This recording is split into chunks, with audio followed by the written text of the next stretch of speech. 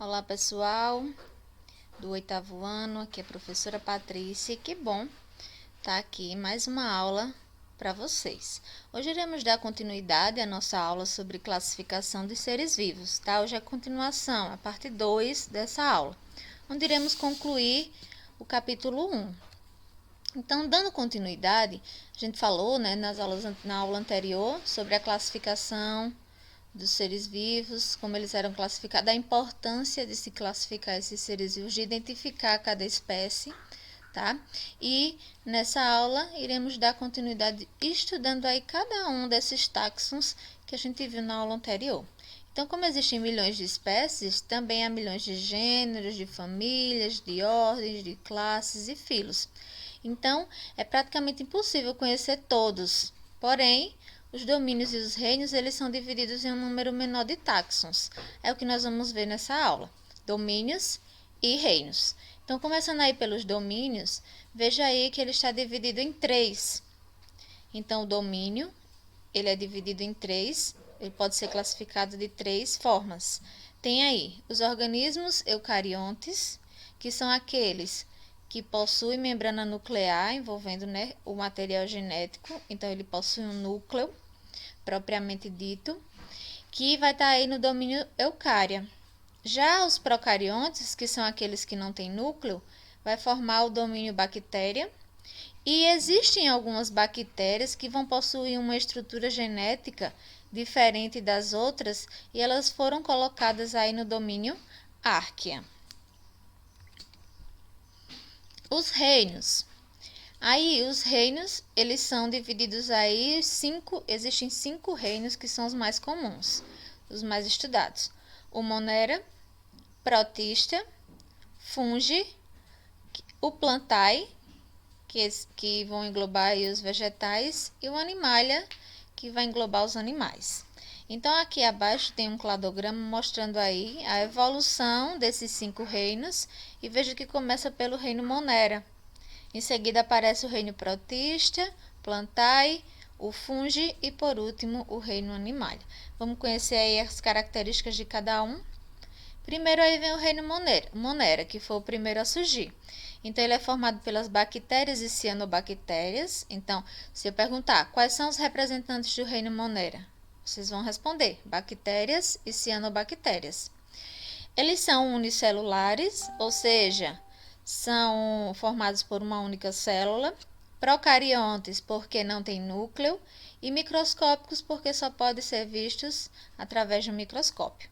As bactérias, elas são importantes, tá, no ambiente, porque elas fazem a decomposição da matéria orgânica. Então, toda matéria morta, matéria orgânica morta, as bactérias, com a ajuda dos fungos também, elas vão decompor essa matéria. Porque já pensou aí, todos os cadáveres que houvesse, tudo que fosse morto não se decomposse, não houvesse a decomposição, ia haver um acúmulo aí de matéria orgânica no ambiente. Então, graças às bactérias e os fungos, ocorre a decomposição dessa matéria. Tá? Algumas bactérias também vai servir de alimento na produção de medicamentos, tá? Na área da saúde.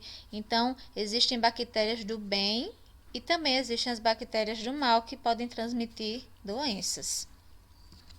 A forma de alimentação delas, elas podem ser heterótrofas ou autótrofas. O que significa isso? Heterótrofas significa que elas dependem de outros seres para poder se alimentar.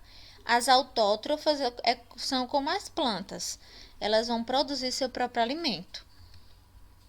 O reino protista.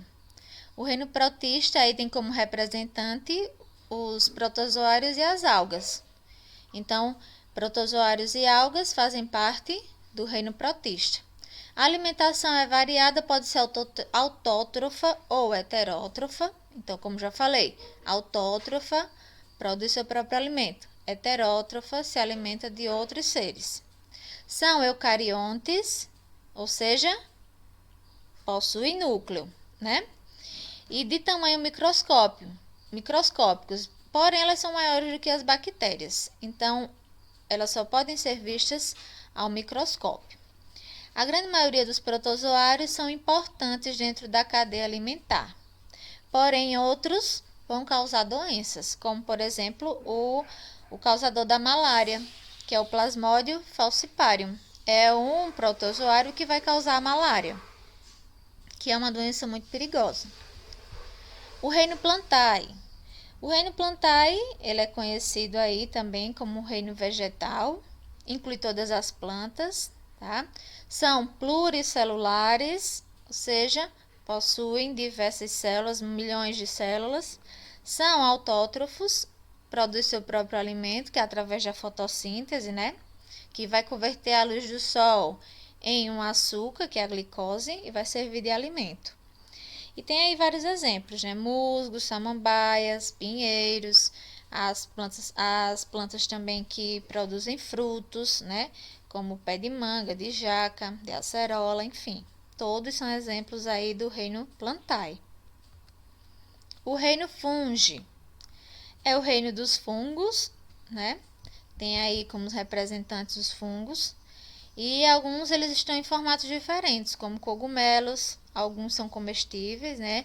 Outros não, então não pode ver qualquer cogumelo e querer comer, porque podem ser venenosos, tá? Outros vão formar bolores, os mofos, como aparece no pão.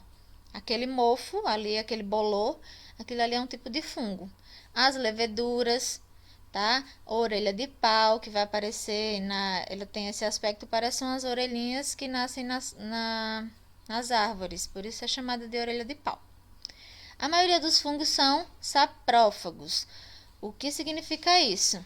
Eles vão se alimentar da decomposição de matéria orgânica morta. Como eu falei anteriormente, junto com as bactérias, os fungos fazem essa reciclagem da matéria orgânica no ambiente, fazendo com que se tornem minerais. Além de servir de alimento para eles, vai servir de minerais para o solo, e esse solo vai ter minerais suficientes para que as plantas elas possam se desenvolver e gerar alimentos para outros seres.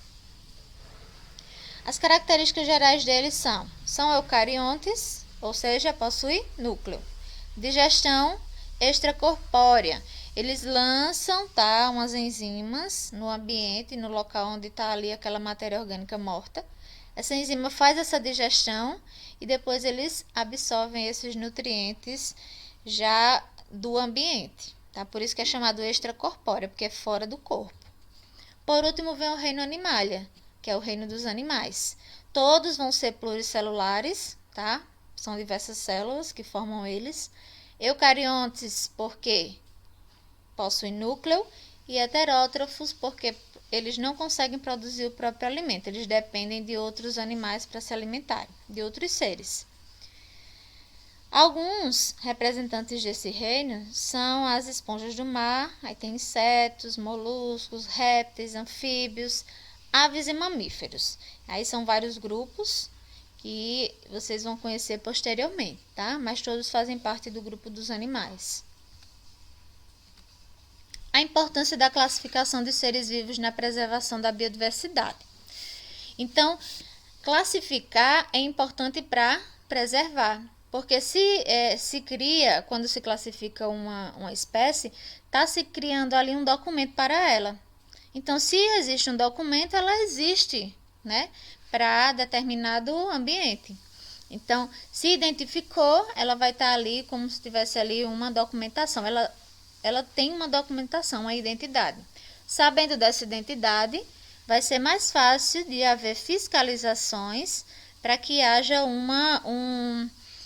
se necessário, possa ser criadas unidades de conservação para poder preservar determinadas espécies que estejam em ameaça de extinção, tá? Isso é importante para o equilíbrio ambiental. Tem aí atividades do livro, vocês vão fazer essas páginas 274, 275 e 276, tá?